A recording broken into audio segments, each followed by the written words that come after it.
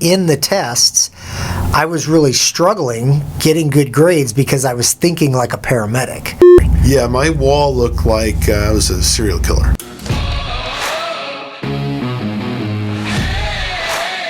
You are listening to EMS with your hosts, Erik and Matt Ball.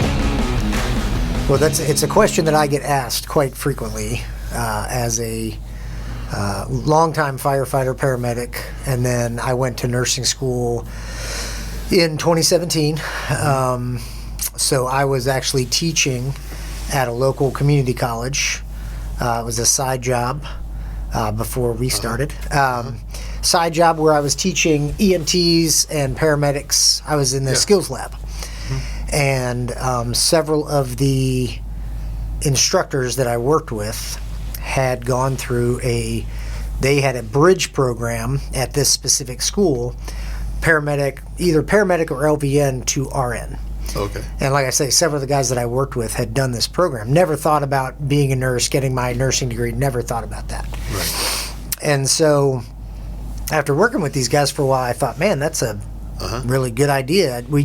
At that time, we actually had a couple of guys from my department that had to medically retire early for various health reasons. And I thought, man, what would I do? Obviously, being a fireman's a pretty physical job. Right. And, what would I do if, for some reason I couldn't continue on in my firefighting career? I'm not a construction guy. One of the guys had a big construction company. He was he's very successful. Right. But I was like, that's not me. That's not, what I do. So anyway, that was kind of the reason why I looked into going to nursing school. But I get asked all the time by paramedics when I'm teaching. They ask if they should go to nursing school or what it's like to go to nursing school.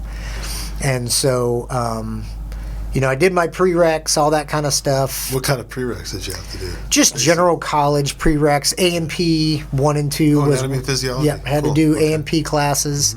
And then just general study classes for the college degree, humanities and things like psychology, things like that. It wasn't a lot of medically based classes besides the A&P courses. Yeah. Microbiology, I guess, was another class I had to take. That was a prerequisite. Oh, okay. So then my nursing program, once I got done with those prereqs, it was a bridge program. It took 1 semester. So nursing school is typically 4 semesters or 2 years. So it takes 1 semester off of those 4. So you have 3 semesters, and then they run concurrently. Right. They did spring, summer, fall. So it wasn't spring, fall, spring, or whatever. Now the program is actually, they don't have it anymore. So I was kind of lucky to get in on it. So it was a 1-year nursing school. So I started in August of 2017 and then finished in August of 2018. So it was very different. I realized really quickly going through, the information's all the same, right? The body systems, disease processes, all curious, that. How's it different? I'm curious. Yeah. So it was different in that when I was testing, in the tests, I was really struggling getting good grades because I was thinking like a paramedic, because I had been a paramedic at that point like 15 years or something. And finally somebody said to me, they're like, Matt, you can't think like a paramedic. And they said, for nursing, you have to think like the mother of a sick child. That kind of has to be your mindset when you go in and take these tests. Can you give me an example? Yeah, so it's like, what is everything, like an ER physician, I would think would be the same thing like a paramedic. Yeah. Everything is based off of saving a life, right? Like acute problems. Rule out emergencies. Right, exactly. You can't think like that as a nurse, right? Because again, it's not just ER nursing, it's med-surg, it's OB, it's all these different types of nursing. And so a lot of it is long-term definitive care. It's not all just acute life-threatening emergencies. Right. And so as I was taking these tests, I was always looking for what's the acute problem? What do I need to address first, And, with like National Registry and stuff, it's put them on oxygen or all those kind of things. And in nursing, it would be offer them ice chips or a warm blanket. Like, that would be the answer to some of these questions where oxygen might be a choice. And so it was just a very different mindset. And I realized very quickly that the scope of practice for a paramedic, as opposed to a nurse, is very different. I would say, with the exception of probably an ER nurse or like a flight nurse, something like that. Obviously, a flight nurse is doing the same thing that a paramedic is doing. Right. But that's not the majority of nursing. Mm-hmm. The other thing that I found, which might make some nursing instructors mad or nursing schools mad, is I found the curriculum very old. I thought it was very outdated, in the realm of, you could tell it was very much based on female students going through nursing school. Very few instructors were male, which that didn't really play into it much. But the thing that really surprised me was the emphasis on OB, neonatal, and postpartum care. Like an entire semester dedicated to that, and like very little acute care or critical care stuff. And an entire semester I'm spending in a nursery dealing with babies. Is that the same across the board with different training programs from what you know? As far as I know, yes. This is the curriculum, because the NCLEX, which is the National Registry Exam for Nurses, basically your boards. And I've heard that. Yeah. Nurses have talked about that. Yeah, the NCLEX exam is just the National Registry Exam for Nurses. It's the test that you take to get your nursing license. And I'm guessing, though, that what they recommend you to study reflects what you're describing. Correct. Yeah. Yes, the curriculum is to help you pass the NCLEX, right? That's which I understand that.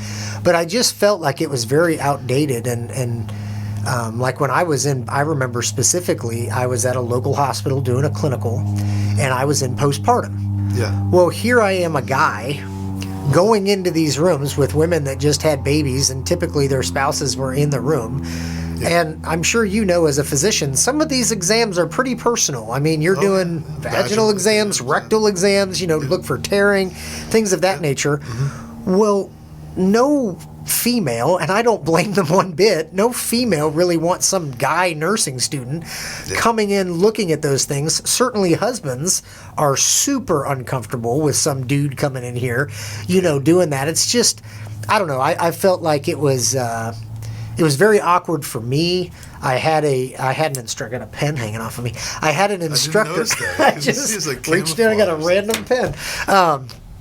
But I had an instructor. Mm-hmm. I had a clinical coordinator. My clinical coordinator, I will say, for my OB and postpartum rotations, she was phenomenal. Yeah. She was absolutely phenomenal. Her husband was a firefighter. She got it. But I had one of my nursing preceptors, who was a shift nurse that I was paired with for the day. And she was going into the room, and she would kind of go in ahead of me, and she would say, hey, hi, my name's so-and-so. I'll be your nurse today. And I have a student today, but he's a male. And so every time she would say that, the patients would be like, I don't want him in here. And so I was literally, for half the day, I was sitting outside the room. I'm just sitting in the hallway while she's in there doing her things. And finally, my clinical coordinator walks by, and she's like, what are you doing? And I'm like, we've gone into like 5 rooms, and nobody wants a guy in there. And she's like, well, how do they know you're a guy? I'm like, I don't know.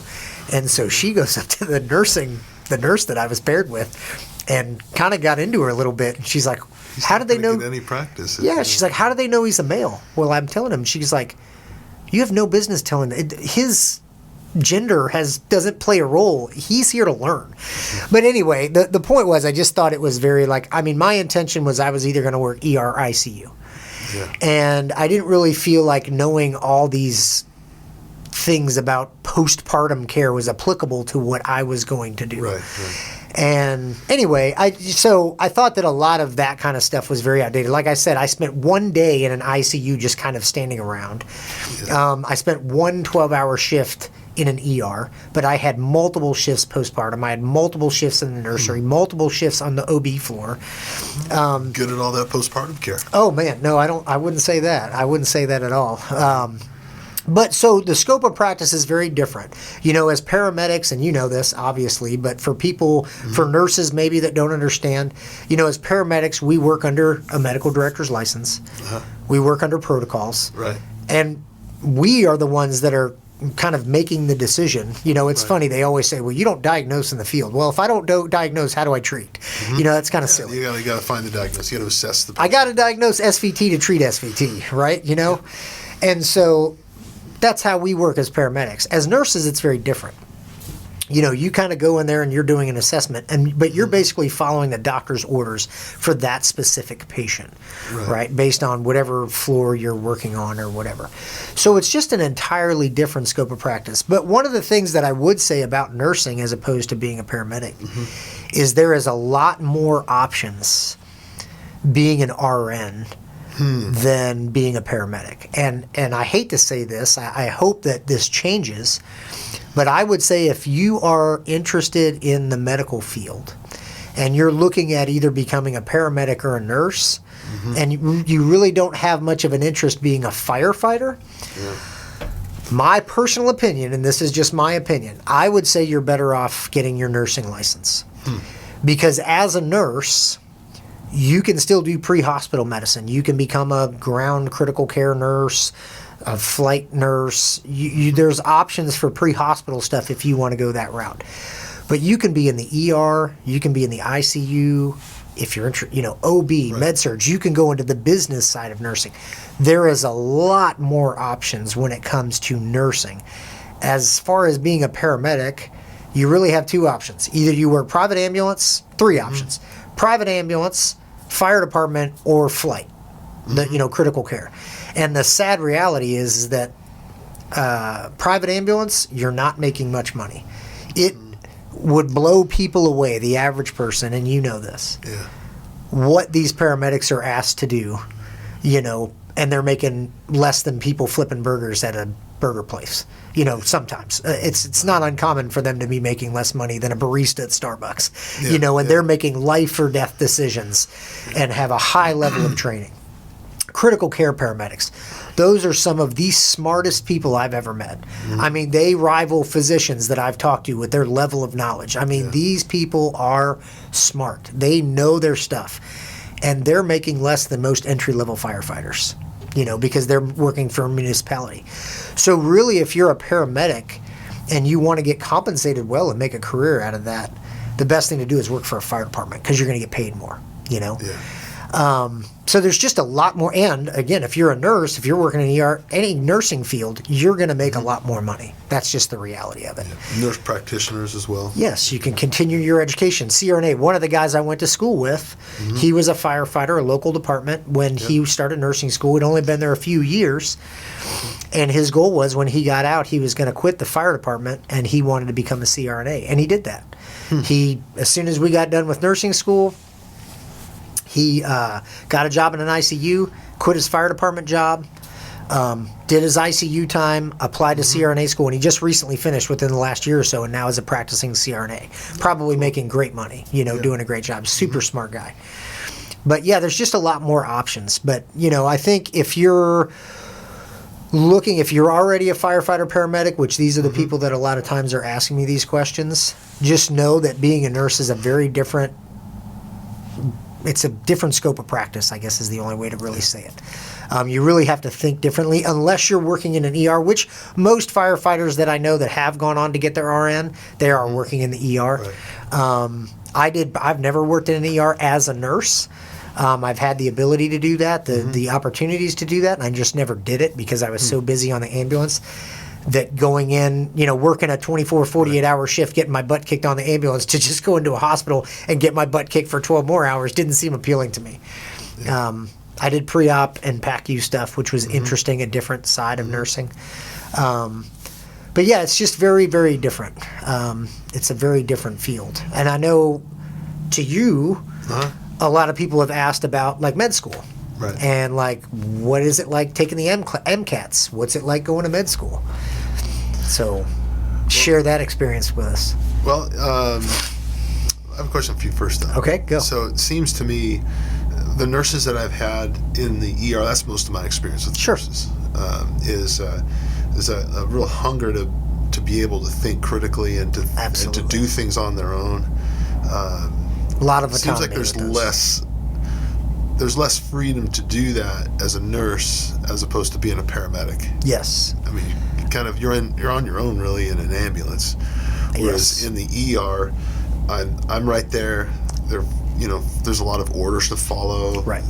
Assessments to do and things to document. They're working very hard. Yes, and they're very smart. ER nurses are sharp. Yeah, and that was my point, I guess, is that my experience as an ER doc, when I've given some flexibility to a nurse to, give this push dose pressor when the pressure is here, or those parameters to follow. Right. There's the orders. Yeah. Yeah, those are to think critically and to make decisions on their own was something that they really wanted. I wondered if it was because they don't get to do that very often. They don't get to do that very often. As a matter of fact, when I was working as a nurse at a facility, we had a patient that came in. I was doing initial vitals on them, and the patient's O2 sats were pretty low. And so the paramedic in me kicked in, got out a nasal cannula, put him on a nasal cannula. I actually got reprimanded by the physician because he had not put in an order for oxygen. Oh, and I was like, I just was like, are you kidding me? But another thing I would say is this is some other advice that I do give to anybody looking at nursing, whether you're a paramedic or you're just like my daughter's in nursing school, and I've given her this advice. If you're thinking about nursing, I would say this. Regardless of what discipline you want to do, if you want to be, I guess I should say, if you know you want to be an OB nurse and that's all you want to do, fine, go for it. But if you don't really know what field of nursing you want to do, I would strongly recommend that the first 2 years of your nursing career either do ER or ICU. And the reason I say that is because those are the only two fields in the hospital that do critical care. And if you have 2 years experience as an ER nurse or an ICU nurse, you can get a job anywhere. Any ambulatory surgery center, OB, med-surg floor, any hospital will hire you if you have that critical care experience, because they know as an ER or ICU nurse, you're going to see especially as an ER nurse, you're going to see everything from your just your normal sick people to pediatric patients, to OB patients, to trauma patients, to cardiac. You're going to see all of it.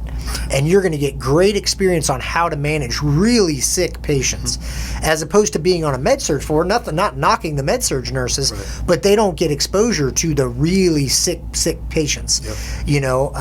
So that's my advice to anybody that's looking at or going through nursing school and they don't know what they want to do. I would say go into the ER, go into the ICU, get that critical care level experience, and then going anywhere else will be a cakewalk. That makes sense. So easy to do. So, anyway. So med school. Yeah, med school. That's a big topic. Well, you got a free decade of your life. Now that includes. So is that just med school or that's undergrad? Well, if you're going to go to med school, you'll go through med school and then you have residency afterwards. Right. And many do a fellowship as well. Right. And you can do sub-fellowships. There's a lot. What's the difference between a fellowship and your residency? Residency, sorry. Well, for me, for example, I was planning to do a pediatric fellowship after I finished my ER residency. So I can be a board-certified ER doctor after I complete an accredited emergency medicine residency after my 4 years of medical school. So got it. 4 years of medical school and then 3 or 4 years depending on the program for a residency, so 7 to 8 years of school. And then afterwards, man, I really want to be a pediatric ER doctor, so a pediatric fellowship was my plan. You could do all sorts of other fellowships. Now, is medical school the same for every doctor, whether you're ER or an orthopedic surgeon or a neurosurgeon? Mostly. It's all pretty much the same. Pretty much the same. Okay.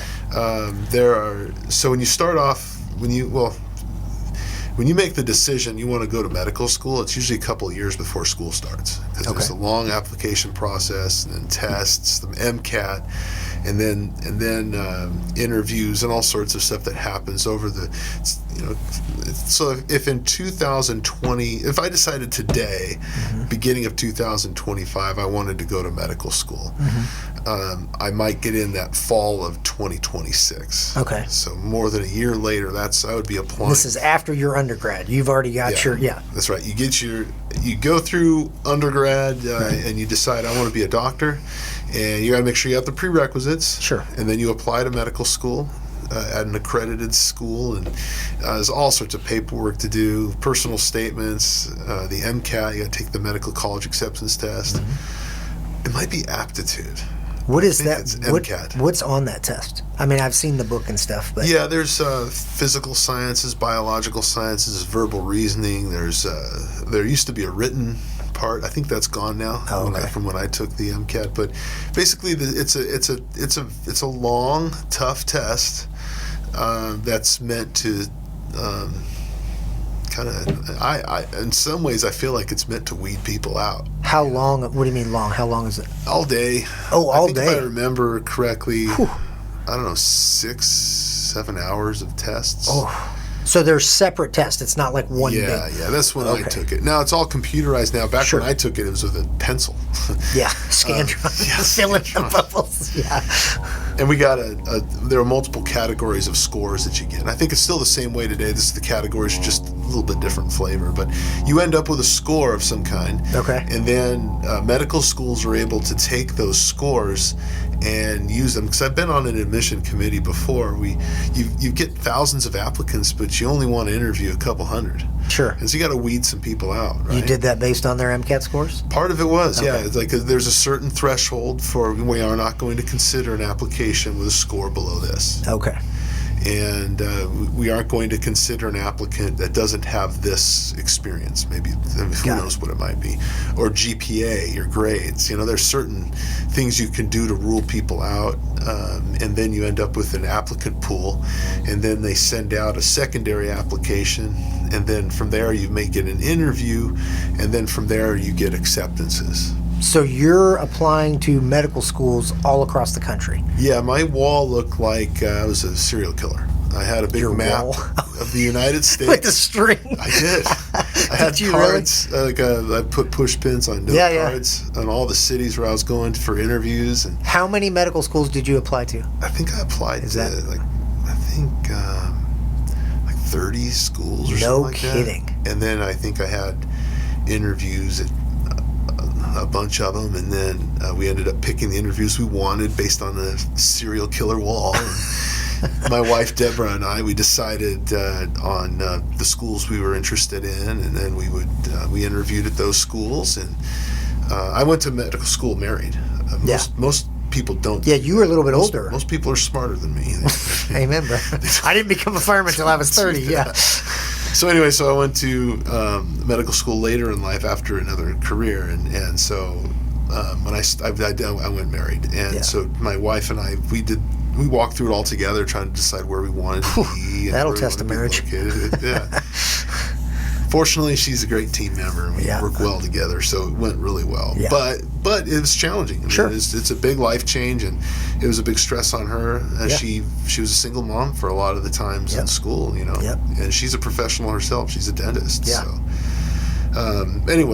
So we went to medical school. We decided which schools we wanted to go to, and we got acceptances. They don't come in all at once. They kind of Trickle in, yeah. We actually bought a house on the East Coast where we thought we were going to school, and then we ended up not going there, so we had to sell the house. Oh, Jesus. Not sell the house, but we backed out. And, Yeah, and yeah, in that yeah. state, it was really benefited the buyer. So Yeah. in some states it would penalize you, but Sure. we had no penalties. We just didn't sign it and That's walked away. good. Okay. And then we ended up going to medical school in Southern California, and then neither of us are from there, but that's where Yeah. we went to medical school. And then so medical school is 4 years long. The first year you kind of learn about how the body works. The second year you learn how the body doesn't work well. The diseases that threaten the physiology you learn the first year. Okay. And then the second or the last 2 years of medical school are your clinical years, where you're out there rotating and following doctors and residents So around. before your residency, you're still doing clinicals. Okay. Yeah, but you're still taking tests, and you're Sure. still in labs, and you're Yeah. doing a lot of book work still, just not as much as the first 2 years. I've heard medical school described as drinking out of a fire hose, and that's really true. Paramedic and nursing school is the same way, yeah. So much information. Because we're learning a ton of information, but in a much shorter time frame. Yeah. You're in there for 4 years. Obviously, you're learning more information. Right. But yeah, it's just. It is a challenge, and I got some advice early on that you you don't have to be at the top of your class. C's get degrees, baby. Right. You know what they call a doctor? What is it? What do they call a guy that graduated from medical school at, whatever college as opposed to Harvard? They call them both doctors. Doctors, yeah. My first confessions of an ER doctor. Okay, here we go. When I started medical school, before I started, I memorized the Netter Atlas, which is like the anatomy atlas. You memorized it? I did. I had a system, and over the course of the year before medical school, I had that thing memorized. I knew all of the foramina. I knew all of the nerves, and I'm a very visual person. Not a photographic memory, but some hybrid of a photographic memory. So I could still see the pages in my head, and so really, when I started medical school, when everybody's struggling to get through anatomy and physiology, I breezed through it, and I was able to spend a lot of time on the other classes. Yeah, sure. And I spent a lot of time. Yeah. And during that first year, I just wanted to be at the top of my class. And I was killing myself to do it. And it was not good for my family. Like I said, I was married. Sure. So my wife and I learned pretty quick that's not going to work. What's like the hours in med school? Like course hours? Like, what do you take in a semester? That's the problem. There's a lot of courses you take. I don't know how many hours, but you're busy all the time. Yeah. And then you can give everything, and it'll take it all. What do you mean? There's no limit of time it will take from you if you're willing to give it. I mean, it'll take it all from you. Yeah. Take your life and suck it dry. If you do that. Yeah. But what I learned is that there's a certain amount of time you can spend on something and do well in a certain subject area. Yeah. And then you may not get 3 or 4 questions right. If you choose to, you can study an additional 5 hours to get those 3 or 4 questions. But to me, I decided, you know what? No, I'm not doing that anymore. I'm going to be okay with getting 3 or 4 questions wrong. Yeah. And then still do well. Yeah. And then there's also a big push in medical school to perform well on your boards. Sure. Because residencies will look at the board scores to rank people. Now you're choosing not to get into medical school. Now you're choosing your specialty. Right. The rest of your life, what are you going to do? You kind of want to do something you like, right? So there's a lot of push to do well on the boards, especially if you want to do a subspecialty. Now, emergency medicine used to be competitive back when I was doing it. It was not as competitive as some, but more competitive than most. But right now it's... I know you said orthopedic is kind of the big one. That orthopedics, super competitive. The road to success, they would call it. And this is a while ago. It may have changed, but radiology, orthopedics, anesthesiology, dermatology, and surgery. I would have picked dermatology. To success. I would have picked dermatology. So I would think that would be. Not a lot of skin emergencies out there. That's what I'm saying. So you get burning, paid well. Burning moles all day. Burning moles all day. No, there's a lot of respect for my dermatology folks. There's a lot more to it than that. But it is relatively clinic hours, not a lot of skin emergencies. And that's one of the reasons why dermatology is sought after, is it's good for the lifestyle. Yeah. And it pays well too. Yeah. But there's umpteen different things you can do in medicine. Yeah. And during medical school, you try to figure that out. Choose the residency you want. After residency, you can even subspecialize in other things. And that's where the fellowships come in. Right. Yeah. So it's pretty easy to spend a decade of your life just in training alone. Is it worth it? Well, it depends. Oh, well, for me as an ER doc, definitely worth it. And it was definitely something that I had no idea how cool emergency medicine was. Yeah. Until now. If I would have known then what I know now about emergency medicine, it would have been even more exciting. Yeah. But if I would have known then what I know now today about how hard it would have been, I probably wouldn't have done it. Yeah, because, and you've told me this before, and it blows me away. It baffles me that a lot of other doctors kind of look down on the ER doctors, and I think that's crazy. Because it's like, if you're a cardiologist, all you got to worry about is cardiology, the heart. You don't need to know anything about neurology or all these other things. Whereas an ER doctor, like a paramedic, you got to know a little bit about everything. I like to say I'm a mile wide and an inch deep. There you go. Yep. Just like a paramedic. I like being that way. Nobody else is like that in medicine. Yeah, it's a very interesting field. Well, whatever people choose to do, you'll always have a job as a nurse, a paramedic, or a doctor. So true. Yep. See you on the next one. Be safe out there. Thank you for listening to EMS, the Erik and Matt Show.